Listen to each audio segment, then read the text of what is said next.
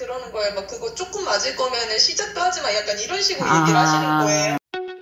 이번 사연은 올해 7살이 된 아이인가 봐요. 안녕하세요. 저는 이제 곧 마지막 영유아 검진을 앞둔 아이의 엄마입니다. 그러니까 올해 7살이에요. 저희 아이는 3년 전, 그러니까 21년 검진에서 처음으로 키가 하위 1%이신 것 같아요. 이제 매우 작다는 이야기를 들으셨대요. 작년까지도 어쨌든 1%. 아이는 나름 열심히 크는데 한 번 1%를 받으니까 헤어나올 수가 없다고 말씀을 하셨어요. 그래서 백분위가 상위 5%, 하위 5% 아이들은 이제 검사를 받으라고 보통 이제 영유아 검진 해주시는 선생님들이 말씀을 해주시죠. 그랬는데 아직까지는 가지는 않으셨대요. 근데 아이가 잘 안 먹는데요. 미각도 예민하고 후각도 예민하고 그래서 잘 안 먹어서 아무래도 못 큰 것 같다라고 얘기를 하시는데 잘 먹이면 잘 크지 않을까 해서 아이 먹는데 굉장히 집중을 많이 하셨대요. 그래서 요새는 아이가 그래도 칭찬받으려고 조금 먹으려고 하는 게 있대요. 대신에 방울토마토 먹으면 토할 것 같은 아직은 편식도 하고 대신에 영양제도 열심히 먹이고 있대요. 그래서 최근 3달 동안은 한 달에 1cm씩이나 컸대요. 그래서 나름 열심히 아이도 칭찬받으려고 먹으려고 하고 어머니도 이제 열심히 먹이시고 해서 최근에 이제 많이 컸다 했는데 여전히 1%라고 합니다. 그렇게 말씀을 하시면서 좀 울컥하셨나 봐요. 그래서 이제 마지막 검진을 앞두고 있는데 대학병원에 가야 할까? 그러면 이제 또 호르몬 검사를 할까? 호르몬 치료를 권유받을까? 이제 마음이 좀 복잡하신 것 같아요.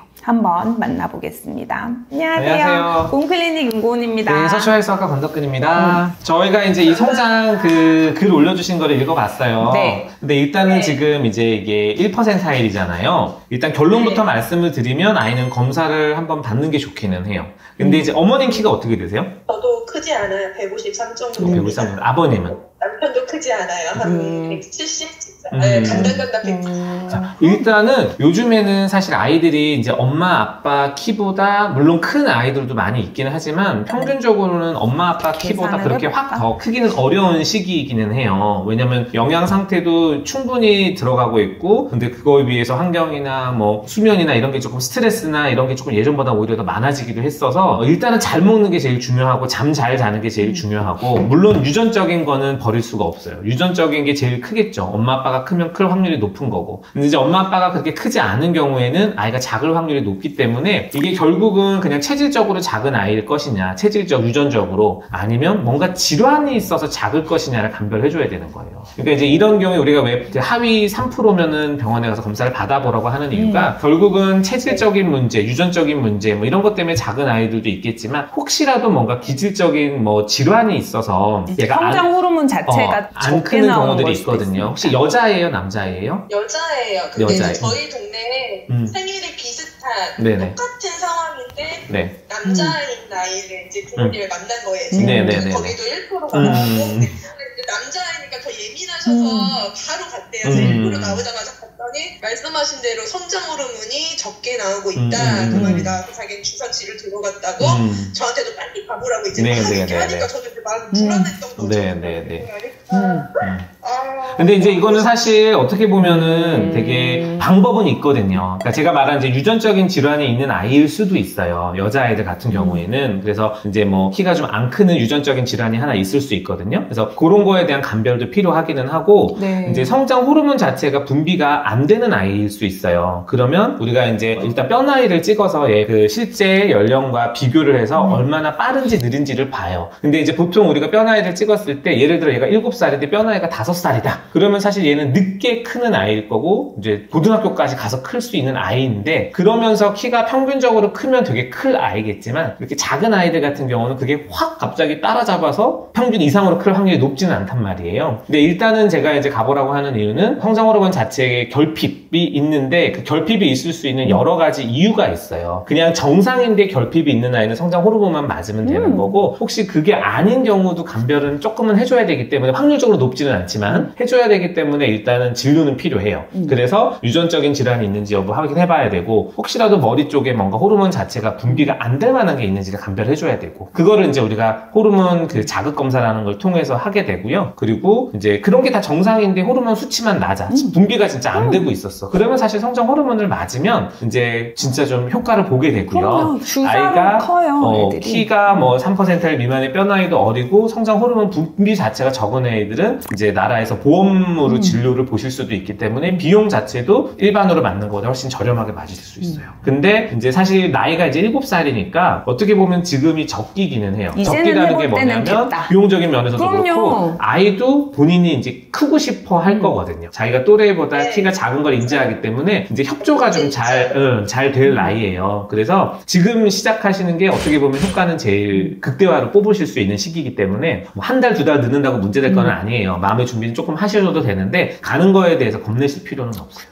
정말 드문 병들도 있거든요. 뭐 이렇게 유전 질환도 있을 수 있고, 근데 어머니가 막 쓰시면서 막 눈물도 울컥도 하시고 지금도 울컥하시는데 그러니까 걱정하실 거는 걱정하실 바에 우리 애가 어느 쪽이구나. 대부분은 단순 그냥 늦게 크는 아이일 가능성이 많아서 맞아요. 그러면은 사실 주사로 클 수 있는 게 또 굉장히 크고요. 그리고 사실 이제 이거는 가서 주사를 맞으면 좋다라기보다는 성장 호르몬이 키에만 영향을 주는 게 아니고 인지에도 영향을 주고 하기 때문에 부족하면 그거는 그냥 당연히 하는 게 좋아요. 근데 그 시기를 지금 이제 대학병원 가면 바로 주사 맞으라고 하면 내가 어떻게 해야 되지? 그렇게 되면은 그거는 조금 있다가 하셔도 상관은 없는데, 이제 연령도 우리가 기다릴 만큼 기다렸고, 그리고 지금 이제 나이나 그 다음에 이제 성별이나 퍼센타일로 봤을 때는 검사도 다 보험이 되는 나이고, 치료 비용도 훨씬 적고, 그 다음에 호르몬 자체도 아직 몸무게가 작기 때문에 조금만 맞아도 되기는 하거든요. 그래서 당장 치료를 결정하셔야 돼요 이런 건 아닌데, 우리 애가 어디 범주에 들어가는지는 확실하고 나면 오히려 마음이 훨씬 놓여요. 그리고 엄마 아빠 키 대충 해가지고 그냥 물려받은 유전적 예측키 하면 이제 155 정도 되는 걸로 보이는데, 그 정도 키면 사실 나쁜 키는 아니거든요. 어머니가 아무것도 안 해도. 근데 보통은 어렸을 때 주사 치료로서 크는 게 평균적으로 6에서 7cm 정도는 더 클 수 있다고 하거든요. 이거는 이제 통계적으로 많이 커요. 이제 몇 년을 맞았을 경우에. 그렇죠. 2년 정도는 맞는데, 근데 그게 이제 늦게 시작한 애들은 그만큼을 못 크고, 좀 일찍 시작한 애들은 더 많이 크고 해서 평균적으로 주사 자체로 추가적으로 클 수 있는 게 이제 6에서 7cm 정도가 된다라고 하면은, 이거는 사실 치료는 언제 할지는 우리가 조금 고민을 하더라도 검사는 해봐야 될 것 같아요. 학교 가기 전에. 그래야 덜 불안하죠, 우리가. 되게 말이 많더라고요. 주사가 이제 몸무게에 비례해서 놓는 거다 보니까 누가 저한테 그러는 거예요. 막 그거 조금 맞을 거면은 시작도 하지 마. 약간 이런 식으로 얘기를 하시는 거예요. 조금이라는 게 이제 짧은 기간을 말씀하시는 것 같아요. 네, 짧은 기간. 왜냐면 대부분 어린아이는 이제 몸무게가 적으니까 주사를 놓다가 이제 몸무게가 늘면은 그 비용이 감당이 안 돼서 못 놓는다. 막 이런 말도 해주시고. 근데 얘는 어차피 보험 기준에 맞을 거예요. 그래서 그렇게 비싼 비용이 들진 않을 거고, 이제 요즘은 약간 유행처럼 전혀 문제가 없는데도 조금 더 키우려고 사실 굉장히 큰 돈을 들여서 맞히는 경우가 많은데, 사실 우리 애기는 뭐 치료는 둘째치고 일단 검사를 해보고, 만약에 어디에든 범주에 들어간다, 보통 3% 미만은 국가에서 어쨌든 보험으로 해주는 기준이 되고, 이게 지금 몇 번 영유아 검진했을 때 계속 3% 미만이었으면은 거의 명확한 기준이 되거든요. 그거는 보험이 된다는 거는 돈이 싸다의 의미라기보다는 필요하니까, 의학적으로 필요해서 하는 거니까, 만약에 검사에서도 대학병원에서도 하는 게 좋겠다 하면 사실 고민하실 필요는 없을 것 같아요. 그리고 사실 뭐 부작용이나 이런 것들도 많이 걱정을 하실 텐데, 어떻게 보면은 이제 정상 범주가 예를 들어 1부터 뭐 한 10이라고 치면 여기가 분비가 적어서 이 정도 나오는 애들한테 이 정상 범주 내의 레벨을 올려주는 거예요. 그렇기 때문에 이게 막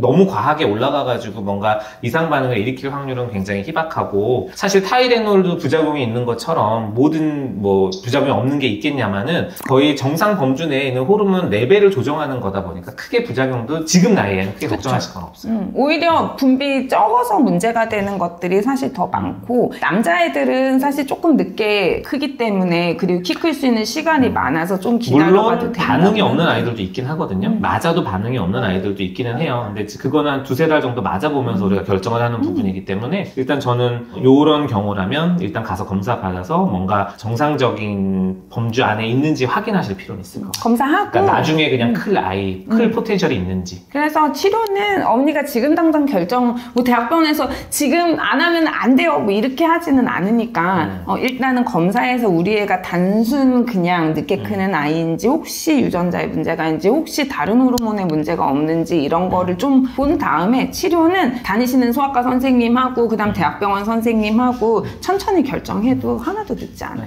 요즘에 사실 대학병원 성장 클리닉도 예약도 엄청 오래 걸려가지고 예약도 좀 빨리 해놓으셔야 되고 일단 예약은 걸어 놓으시고 하셔야 되고 교수님들이 또 이제 성장 전문 클리닉을 또 개원하신 분들도 많이 있으셔서 근처에 그런 전문 클리닉이 있으면 전문 클리닉을 가셔도 돼요. 그래도 어머니가 엄청 열심히 먹이셨나 봐요. 3달 동안 막 달에 1cm씩 애쓰셨어요. 막 너무 감동적인 거예요.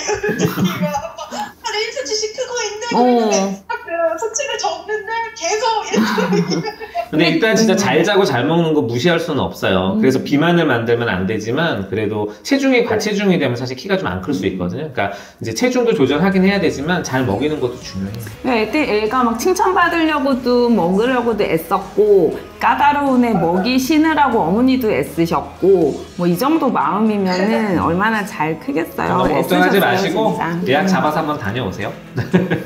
네, 감사합니다. 네.